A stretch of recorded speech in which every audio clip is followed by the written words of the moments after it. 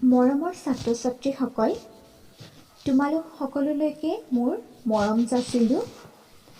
আজি মই 10ম শ্ৰেণীৰ হিন্দী পাঠ্যপুথিৰ ৰামধাৰী সিং দিনকৰৰ দ্বাৰা ৰচিত কলম আৰু তলৱাৰ নামৰ কবিতাটিৰ বিষয়ে আলোচনা কৰিবলৈ লৈছোঁ।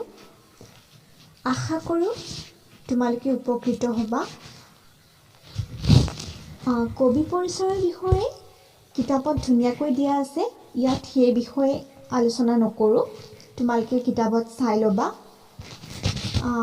আমি আজি কবিতাৰ মূল বিষয়বস্তুৰ বিষয়েহে আলোচনা কৰিম। কবিতাৰ বিষয়বস্তুলৈ যোৱাৰ আগতে মই কবিতাটো পাঠ কৰি দিছোঁ, তোমালোকে মন দি শুনিবা। कलम और तलवार। दो में से क्या तुम्हें चाहिए, कलम या कि तलवार?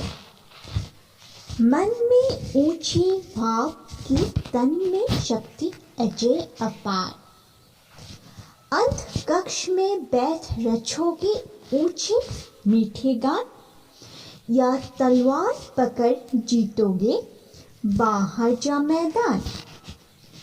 जला ज्ञान का दीप सिर्फ फैलाओगे उजियाली, अथवा उठा कृपान करोगे घर की भी रखवाली।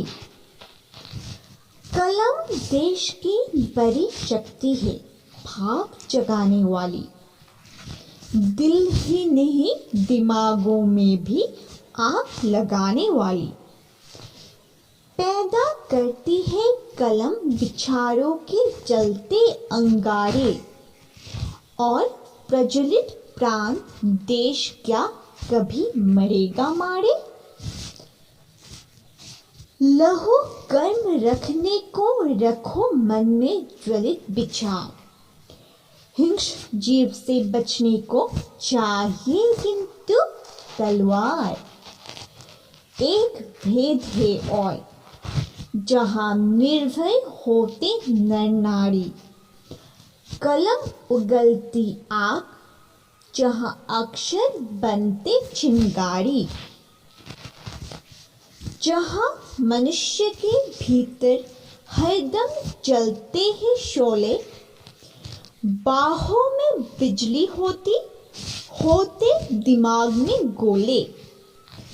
जहाँ लोग पालते लहू में हलाहल की धार, क्या चिंता यदि वहाँ हाथ में हुई नहीं तलवार। ছাত্ৰ ছাত্ৰীসকল, কবিতাটোৰ বিষয়বস্তুৰ বিষয়ে আলোচনা কৰিবলৈ লৈছোঁ, তোমালোকে মন দি শুনিবা। कलम और तलवार नामक प्रस्तुत कविता में राष्ट्रकवि रामधारी सिंह दिनकर ने कलम और तलवार दोनों की स्वतंत्र सत्ता तथा महत्ता पर प्रकाश डाला है। यहाँ कलम ज्ञान शक्ति का प्रतीक है और तलवार दैहिक शक्ति का प्रतीक है। कलम के द्वारा मनुष्य ज्ञान का दीपक जला सकते हैं, विचारों के शक्ति के द्वारा समाज में एक नई चेतना पैदा कर सकता है। कलम से हम विचारों का एक आंदोलन छेड़ सकते हैं तथा लोगों में जागरूकता जगा सकते हैं एवं लोगों के मन में दया, प्रेम, करुणा आदि भाव जगा सकते हैं। दूसरी ओर हम सभी तलवार के शक्ति से परिचित है। तलवार से हम दुश्मनों से देश की रक्षा कर सकते हैं। हिंस्र जीव से आत्मरक्षा के लिए भी हमें तलवार चाहिए।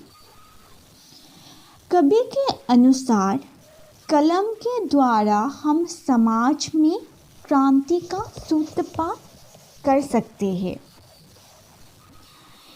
यहाँ इस कविता के द्वारा कवि हमें कहना चाहता है कि हमें निर्णय करना है, हमें क्या चाहिए, कलम चाहिए या तलवार चाहिए। कबीर कहते हैं कि जिस देश में कलम के द्वारा क्रांतिकारी ज्वलंत विचार प्रकट किए जाते हैं उस देश को कोई नहीं मार सकता। यहाँ तलवार की ज़रूरत नहीं है। यहाँ युद्ध जीतने के लिए कलम ही काफ़ी है।